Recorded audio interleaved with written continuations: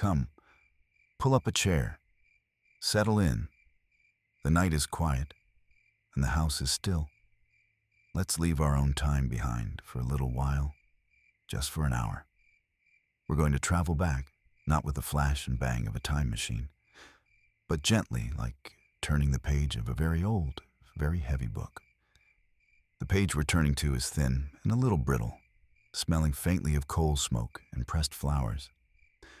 The year printed at the top, in elegant looping script, is 1900. The year was 1900. And America, well, America was a young man, barely out of his teens, puffing out his chest and trying on his father's suit. It was a suit of global power, and it didn't quite fit yet. It was a little tight in the shoulders, a little long in the sleeve. The country was standing at the threshold of a new century, one foot still planted firmly in the familiar soil of the 19th, the other stepping, with a certain nervous swagger, into the unknown territory of the 20th. The air itself felt different. It was thick with the promise of invention and the soot of industry. It was a time of profound, almost dizzying contradictions. A man could ride a horse-drawn buggy down a cobblestone street, and on that same street, see the flicker of a new electric lamp casting strange, dancing shadows.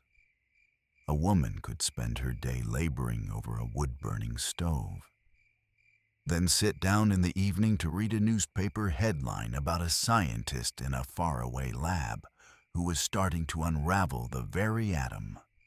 It was an age of confidence, bordering on arrogance. America had just finished a splendid little war with Spain a couple of years prior, and had come away with new possessions: Puerto Rico, Guam, the Philippines. The flag had more stars, the map had more color, and the national ego had more ego. But underneath that bravado, there was a current of anxiety. The country was changing faster than anyone could comprehend. Cities were swelling, packed with immigrants from Italy, from Poland, from the Russian Empire, all seeking a piece of a promise they weren't sure they fully understood. The old ways were fading. The frontier, that great defining myth of America, had been declared closed just a decade before. Now, the frontier was in the factory, in the laboratory, in the teeming, chaotic city. And in the White House, a man of quiet dignity presided over this simmering pot. President William McKinley, a veteran of the Civil War, a man who preferred a quiet cigar on the porch to a thunderous speech from the stump. He was a steady hand, a reassuring presence in a world that felt anything but. He represented the old guard, the Republican establishment, the belief in sound money and high tariffs. He was the calm center of a nation that was anything but calm. So let the sounds of our modern world fade away. Let the hum of the refrigerator and the glow of the screen dissolve. Instead, listen for the clatter of horses' hooves on stone, the distant whistle of a steam train, the faint melody of a ragtime piano drifting from a saloon.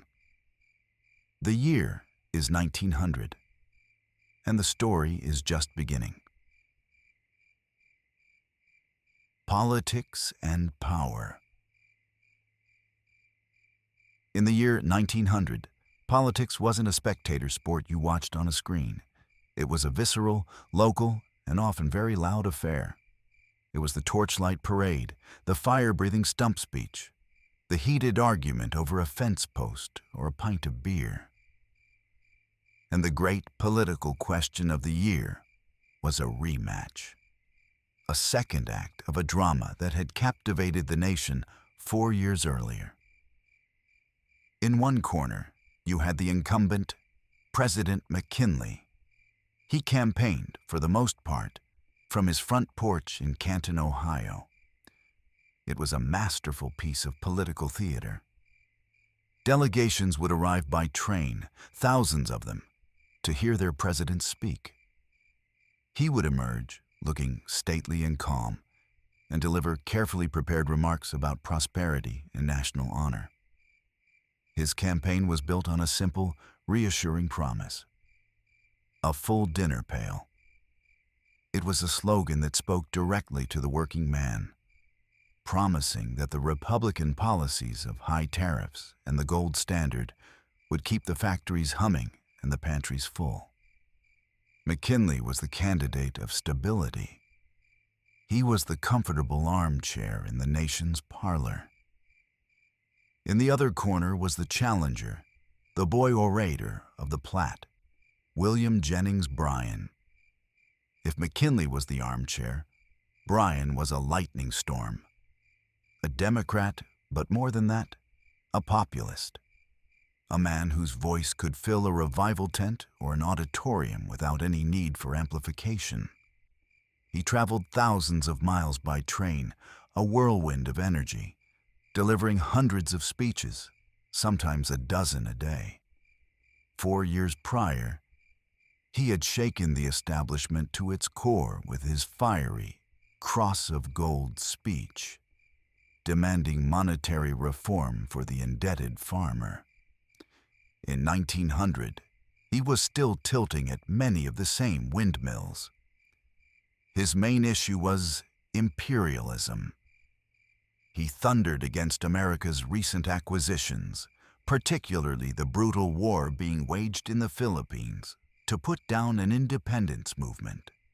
He argued that a republic could have no colonies, that to rule over another people against their will was to betray the very spirit of the Declaration of Independence. It was a noble, moral argument, but it was a hard sell. For many Americans, the new empire was a source of pride. The economy was doing well. The dinner pails, for the most part, felt full enough. Bryan's warnings about the moral rot of empire sounded to many ears like the complaints of a sore loser. The campaign was a clash of styles, of eras. McKinley's front porch versus Bryan's whistle stops. The quiet power of money and organization versus the raw power of a single, magnificent voice. The Republicans, backed by men like the industrialist Mark Hanna, vastly outspent Bryan. They printed millions of posters, pamphlets, and buttons. They portrayed Bryan as a dangerous radical, a threat to the nation's newfound prosperity. They painted McKinley as the advance agent of prosperity. And as the autumn leaves began to turn, it became clear which message was resonating. The country wasn't in the mood for a crusade. It was in the mood for contentment. In November, McKinley won, and won decisively. The nation chose the full dinner pail over the fiery sermon. It was a vote for the status quo, for the quiet hum of the factory over the roar of righteous indignation. And with that, America settled in, believing it had secured 4 more years of peace and prosperity. Unaware of the profound changes and the shocking violence that lay just around the corner. Industry, labor, and technology. To understand 1900, you have to understand the symphony of the machine. It was a symphony conducted by men with names like Carnegie, Rockefeller, and Morgan. The instruments were the blast furnace, the Bessemer converter, the steam locomotive, and the telegraph wire. The sound it produced was a deafening, awe-inspiring roar that was reshaping the continent. The heart of this new America was the factory. In cities like Pittsburgh, the sky was a permanent, hazy gray, and the air had a metallic taste. By night, the mills would light up the horizon, the fiery spectacle of molten steel a kind of terrible and beautiful aurora. This was the age of steel, the skeleton upon which the new century would be built. Steel for railroads that stitched the country together, steel for the girders of impossibly tall buildings. They were starting to call them skyscrapers. And steel for the machines that made, well, that made everything else. And deep beneath the ground, in the dark, cramped tunnels of Pennsylvania and West Virginia, was the fuel for this fire. Coal. In 1900, over 250,000 tons of it were clawed from the earth. Coal powered the locomotives, heated the homes, and fired the furnaces. King Coal was a tyrant, and his subjects were the miners. For the men who worked in these industries, the full dinner pail often felt perilously light. The average factory worker earned somewhere between $12 and $15 for a week's work, a week that is often 60 hours long, 6 days a week. There was no workman's compensation, no unemployment insurance, no safety net of any kind. If you were injured on the job, and thousands were every year, that was your own tough luck. Children, some as young as 8 or 9, worked in the mines and mills, their small hands valued for sorting coal or darting between dangerous, fast-moving machinery. This tension between capital and labor was the central friction of the age. And in 1900, it sparked into flame in the anthracite coal fields of Pennsylvania. 140,000 miners, mostly immigrants from Eastern Europe, walked off the job. They were demanding a modest wage increase, an 8-hour day, and most importantly, recognition of their union, the United Mine Workers. The mine owners, led by men who saw themselves as benevolent despots, refused to even negotiate. They saw the union not as a bargaining partner, but as a socialist menace. The strike dragged on for months, a bitter standoff. The miners held firm, but as their savings dwindled and winter approached, they were forced back to work with only a partial victory, a 10% wage increase, but no recognition for their union. It was a temporary truce in a war that would define the decades to come. Yet, amid the grime and the struggle, the seeds of a different future were being sown. The telephone, still something of a novelty, was beginning to weave its web between cities, shrinking distances with the magic of a disembodied voice. In a garage or workshop somewhere, a tinkerer was probably fussing over a sputtering internal combustion engine, a device that would soon render the horse and buggy obsolete. The first Brownie camera, introduced by Kodak this very year, cost just $1. Suddenly, the power to capture a moment, to freeze time, was available not just to professional photographers, but to ordinary people. The world was getting faster, louder, and smaller, all at once. And for every puff of steam and every ton of steel, there was a quiet, revolutionary tick of a new clock, counting down to a future no one could yet imagine. Cultural firsts. The turn of a century is a natural time for reflection, but also for invention. It's a moment ripe for firsts, for new things to bubble up from the collective imagination. And 1900 was no exception. It was a year of quiet debuts and strange new creations that would, in time, become part of the very fabric of American life. Perhaps the most magical first of the year arrived not in a laboratory, but between the covers of a book. In May, a Chicago author named L. Frank Baum published a story he had written for children. It was called The Wonderful Wizard of Oz. It was a story about a girl from the gray, flat prairies of Kansas who was whisked away to a land of vibrant color, talking scarecrows and cowardly lions. It was, in its way, a perfect American fairy tale. It wasn't about princes and castles, but about self-reliance, friendship, and the discovery that the power you're looking for, the brain, the heart, the courage, was inside you all along. And of course, that there's no place like home.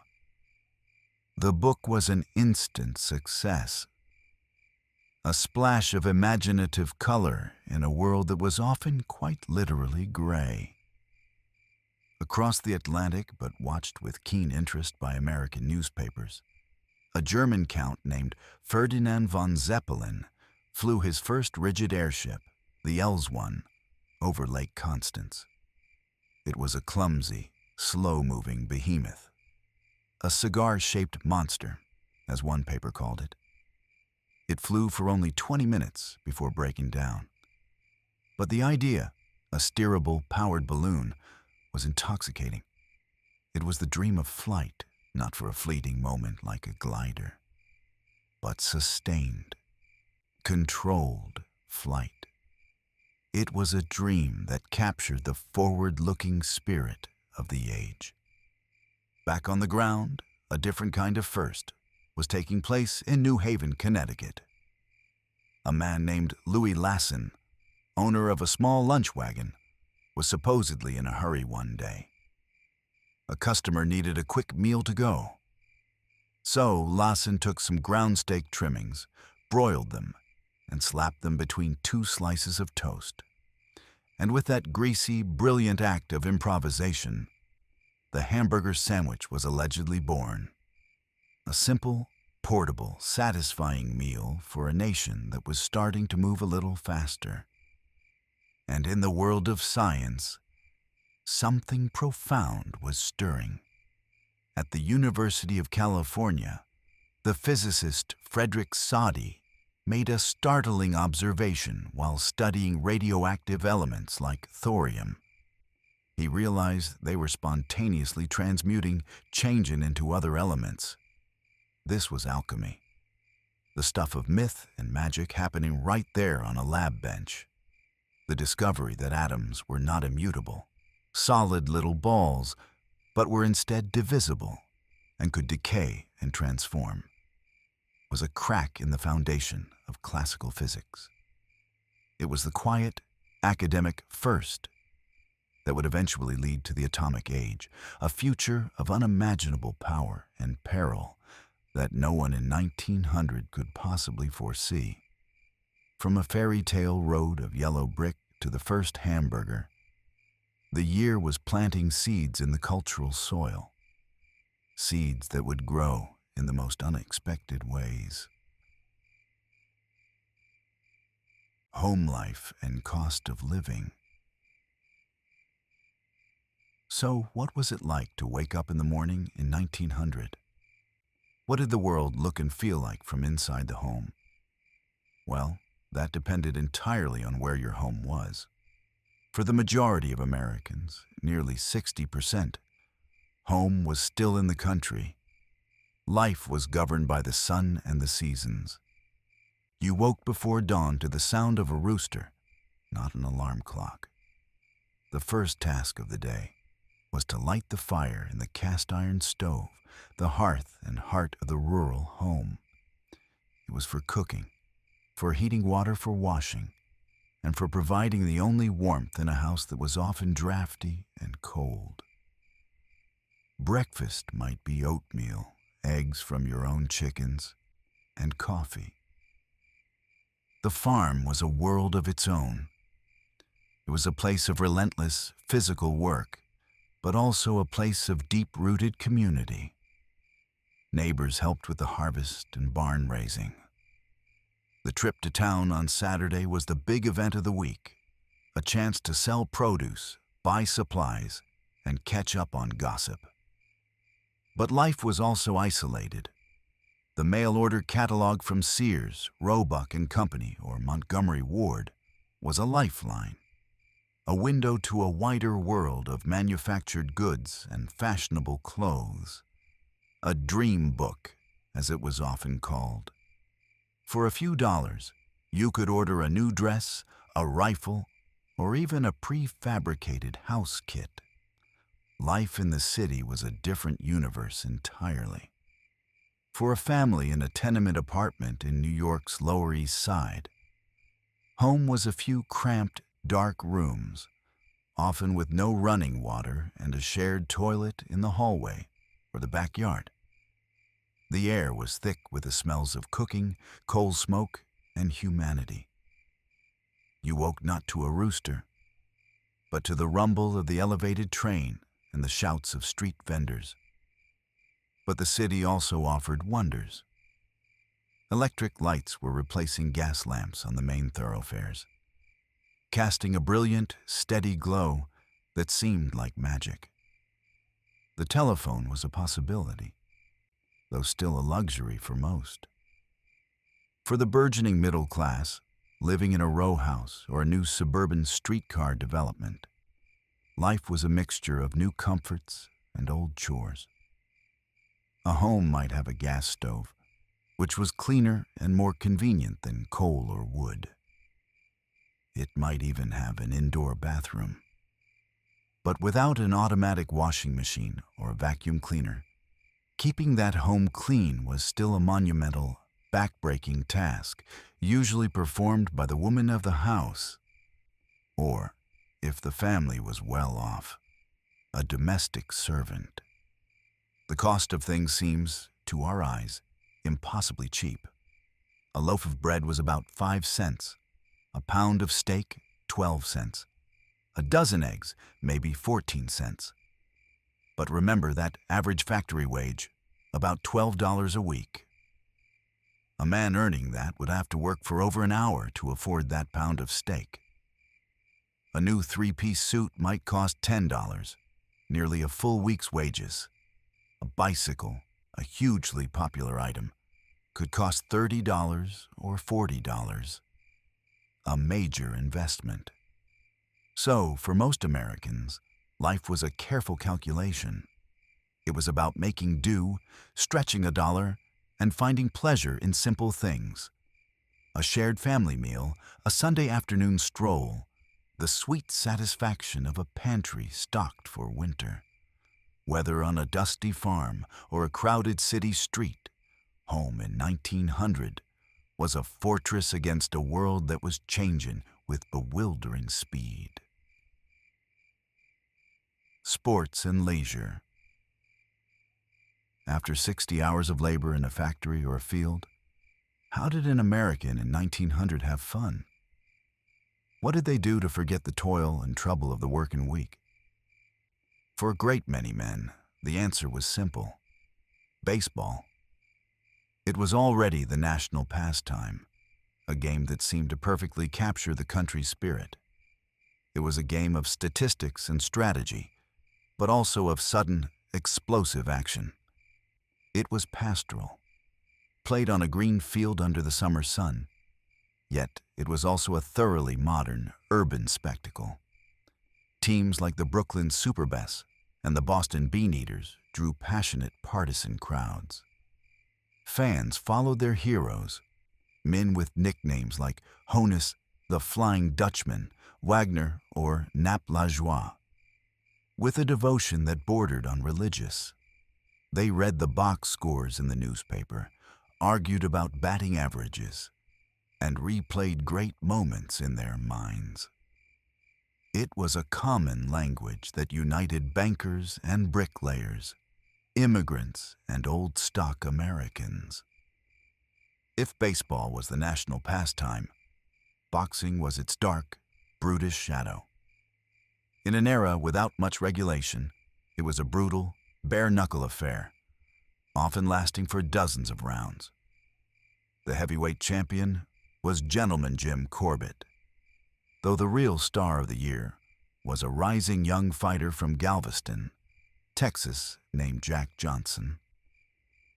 As a black man in a fiercely segregated sport, his ambition to fight for the championship was seen as a profound threat to the racial order. In 1900, he was still years away from his goal. But his speed, power, and unapologetic confidence were already making him a figure of both fascination and fear. For those seeking less strenuous entertainment, there were countless options. The saloon was the working man's club, a place for a 5-cent beer, a free lunch, and political debate. For families, a Sunday outing to a public park was a cherished ritual. Cities were investing in grand public spaces like New York's Central Park, oases of green where people could escape the grit of the city, listen to a band concert, and go boating on the lake. The new amusement parks, with their roller coasters and Ferris wheels, were beginning to spring up near major cities, offering cheap mechanical thrills. And then there was the bicycle craze. It was more than just a mode of transportation. It was a symbol of freedom, especially for women. The bicycle allowed a young woman to travel on her own, without a chaperone. It necessitated changes in fashion, leading to shorter, less restrictive skirts. It was a quiet revolution on 2 wheels, giving a generation a new sense of mobility and independence. From the roar of the ballpark to the quiet whir of a bicycle chain, Americans in 1900 were finding new ways to play, to escape, and to enjoy the fruits of their labor. Arts, books, music, and film. What was America reading, watching, and listening to as the new century dawned? The cultural landscape of 1900 was a rich and sometimes contradictory tapestry, woven from high art and lowbrow entertainment, from old traditions and startling new technologies. The undisputed king of popular entertainment was vaudeville. Every city and most towns of any size had a vaudeville theater, and for a few cents, you could see a dizzying variety of acts. There were singers, dancers, comedians, magicians, animal acts, acrobats, and short dramatic sketches. It was a democratic art form, a mishmash of talent from every corner of society. It was here that many immigrant performers got their start, and where the distinct, fast-paced rhythms of American humor were forged. In the parlor of the middle-class home, the dominant sounds came from 2 sources: the piano and the gramophone. Sheet music was big business. A hit song could sell millions of copies. The big musical trend was ragtime, a syncopated, jaunty style that had emerged from African-American communities in the South and Midwest.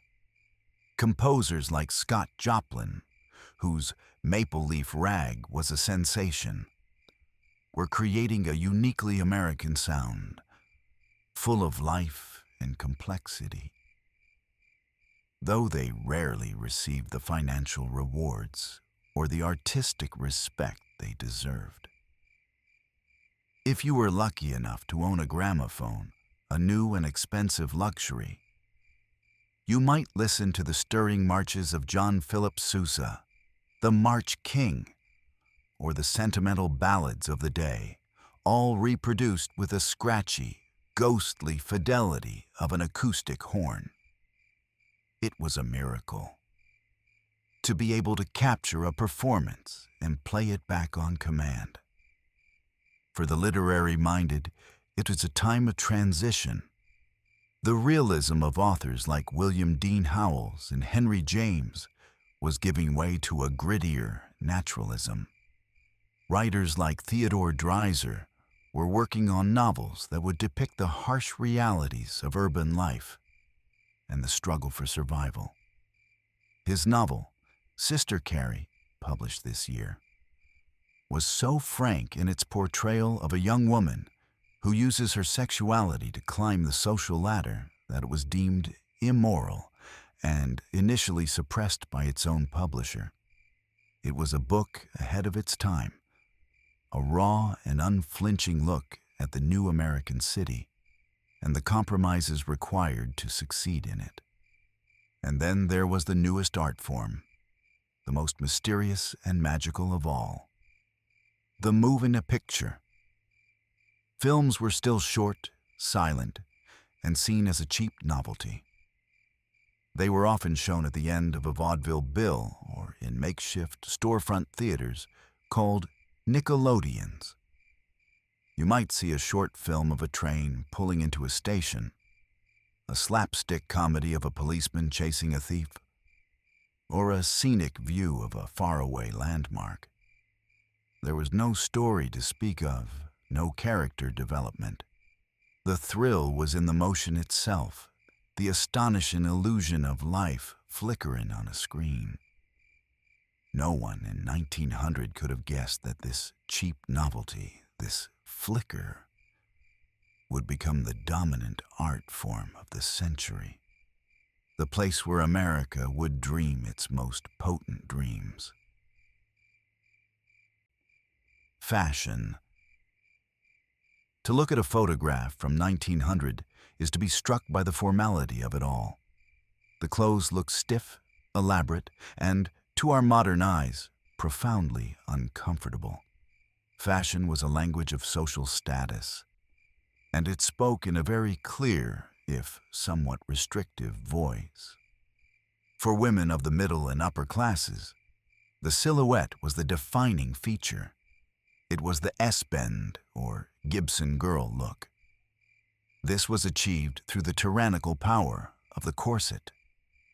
A new style of corset, the health corset, was meant to be less damaging, but its purpose was the same: to cinch the waist to an impossibly small size while pushing the bust forward and the hips back, creating a dramatic, stylized S shape.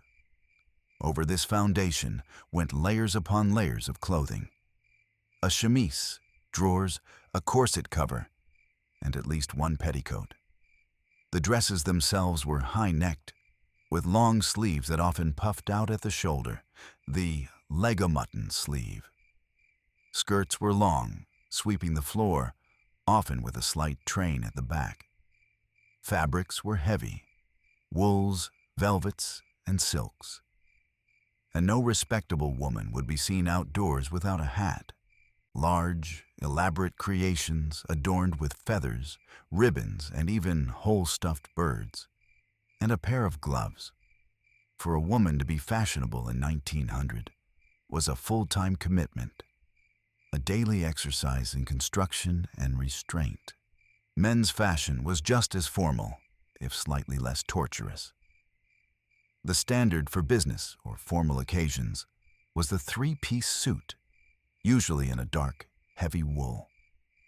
Trousers were narrow and jackets were buttoned high. The most essential, and perhaps most miserable element, was the collar. It was separate from the shirt, made of stiffly starched linen or celluloid, and held on with studs. It was high and tight, forcing a man to keep his chin up, giving him an air of permanent, if slightly choked, dignity. For casual wear, a man might don a sack suit, which was looser and less structured. But even for leisure, a hat was non-negotiable. It was the bowler, the Homburg, or in the summer, the straw boater. A man's hat signaled his class and his intention. To be bareheaded outdoors was simply not done. Of course, this was the fashion of the comfortable classes. For the farmer, the laborer, the factory worker, clothing was about function and durability. A man wore sturdy denim or canvas trousers and a simple work shirt. A woman wore a simple, practical cotton dress, a shirt waist, and an apron. But even here the echoes of fashion could be seen.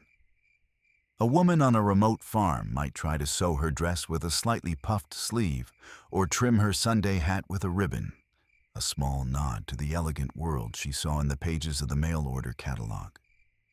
In 1900, What you wore told the world who you were, or at least who you aspired to be.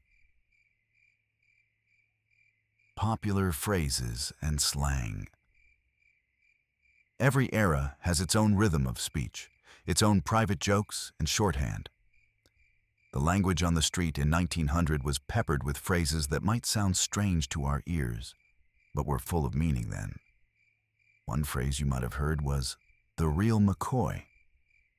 If something was the genuine article, the authentic thing, and not a cheap imitation, it was the real McCoy. The origin is debated, as is often the case with slang. Some say it refers to the boxer Kid McCoy, whose opponents would often complain that they had fought a lesser opponent posing as him.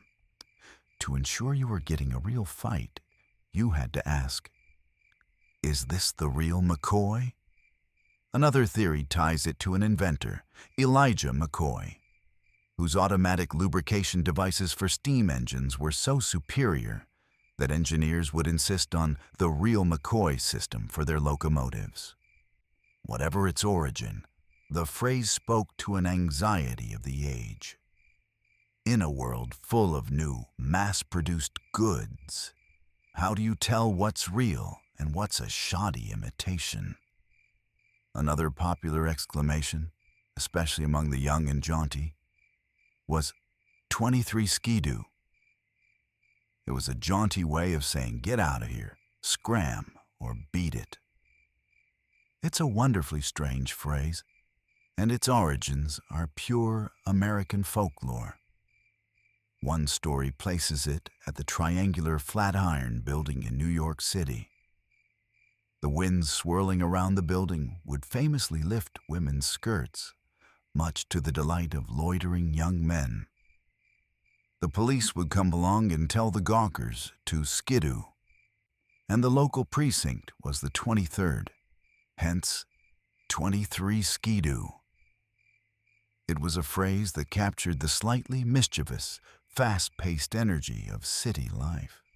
You might also hear someone described as a blatherskite. It's a wonderful, old-fashioned sounding word. A blatherskite was a person who talked and talked, who blathered, but said nothing of any substance. A purveyor of nonsense. It was a perfect word for a political age full of windy orators and grand promises. To call a politician a blatherskite was a sharp, effective insult. A way of cutting through the noise and declaring that the emperor, or in this case the man on the stump, had no clothes. These phrases were part of the texture of daily life, the colorful spoken shorthand of a nation finding its voice. The seasons of the year. The story of a year is the story of its seasons. Each one brought its own mood, its own labors, and its own memories to the people of 1900.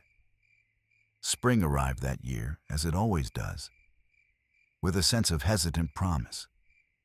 The mud of winter finally began to dry, and the first green shoots appeared in fields and city parks. For farmers, it was the season of plowing and planting, a gamble on the weather and the soil.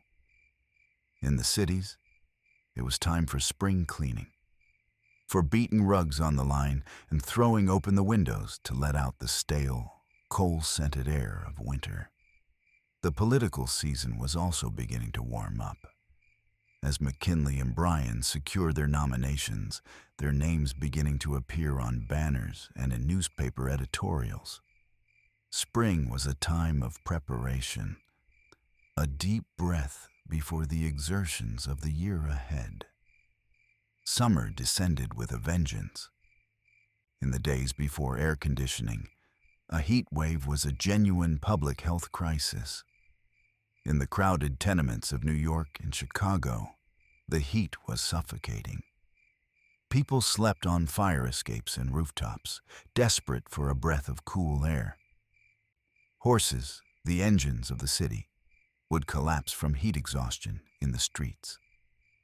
For those who could afford it, Summer was a time to escape to the mountains or the seashore. But for most, it was a season to be endured. It was the season of baseball, of lemonade, of long, light evenings. But it was also the season of disease, as heat and unsanitary conditions bred typhoid and other fevers. Autumn of 1900 was a season of storms, both political and literal. The presidential campaign reached its fever pitch. Torchlight parades lit up the night, and the air was thick with rhetoric and recrimination. But as the nation was consumed by politics, a far more powerful force was gathering in the warm waters of the Gulf of Mexico. On September 8th, a hurricane of unimaginable power made landfall at Galveston, Texas. At the time, Galveston was a jewel of a city, a thriving port with a proud future. But it was built on a low-lying sandbar, a fatal vulnerability. The storm surge, a wall of water over 15 feet high, completely inundated the island. Winds of 145 miles per hour demolished the city. By the time the storm passed, at least 8,000 people were dead. It remains, to this day, the deadliest natural disaster in American history. The news, which trickled out slowly by telegraph, shocked the nation. It was a horrific reminder that for all of its industrial might and technological progress, humanity was still at the mercy of nature. The Galveston hurricane cast a long, dark shadow over the autumn of 1900. The election, when it came in November, felt almost like an afterthought in the face of such profound loss. Winter brought a close to the year and the century. The first snows blanketed the scars of Galveston and the political battlefields. With the election decided, a sense of quiet settled over the nation. Winter was a time of turning inward. Families gathered around the stove or the fireplace. The mail-order catalogs were studied for Christmas presents. In the cities, the Salvation Army beat its drums on street corners, collecting for the poor. It was a season of stark contrasts, of cozy domesticity and desperate poverty, of festive cheer and the grim struggle to stay warm. As the final days of December counted down, there was a widespread sense of standing on a precipice. The 19th century, the century of the Civil War, of manifest destiny, of the steam engine, was finally breathing its last. What the 20th would bring was a mystery, a blank page waiting to be written. Births and deaths. A year is a ledger of arrivals and departures. And in 1900, the nation welcomed some who would shape its future, and said goodbye to others who had defined its past. Among those born in 1900 was the composer Aaron Copland. His music would one day capture the vast, open landscapes of America, from the Appalachian Mountains to the Western Prairie. He would create the sound of America in works like Appalachian Spring and Fanfare for the Common Man, a sound that was both modern and deeply rooted in folk traditions. The physicist Wolfgang Pauli was also born, a brilliant mind who would help to unlock the secrets of the quantum world. And so was the author Thomas Wolfe, a writer of sprawling autobiographical novels like Look Homeward, Angel, who would try to capture the entirety of American experience in his torrential prose. And on the other side of the ledger, some great lights were extinguished. The year saw the death of John Sherman, a giant of 19th century politics. He had been a senator, a secretary of the Treasury, a secretary of state. The Sherman Antitrust Act, a landmark piece of legislation, bore his name. His death marked the passing of a generation of statesmen who had forged the nation in the fires of the Civil War and its aftermath. Also gone was Stephen Crane, the brilliant young author of The Red Badge of Courage. He died of tuberculosis at the tragically young age of 28. In his short life, he had changed the face of American literature with his stark, impressionistic prose and his psychological insight. His death was a profound loss, a voice silenced just as it was reaching its full power. And in a story that seemed to capture the violent spirit of the age, John Wesley Hardin, one of the most ruthless and infamous gunfighters of the Old West, died. But he wasn't born in 1900, nor did he die a natural death. He'd been shot in the back of the head in a saloon a few years prior. But his legend, the myth of the Western gunman, was a story the country was still telling itself. His death, in a way, marked the final closing of that chapter, a bloody end to a bloody era. Each birth was a new promise, and each death was a closed book, a story finished. And so the clock ticked past midnight on December 31st, 1900. The 19th century, with its steam and its gaslight, its corsets and its certainty, slipped quietly into history. The 20th century arrived, vast and unknown. The year 1900 was not a year of grand, singular events that changed everything in an instant, save for the terrible tragedy in Galveston.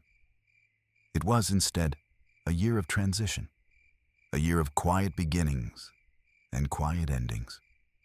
It was the America of the front porch and the factory gate, of the horse-drawn buggy and the electric streetcar, of the handwritten letter and the crackling telephone line.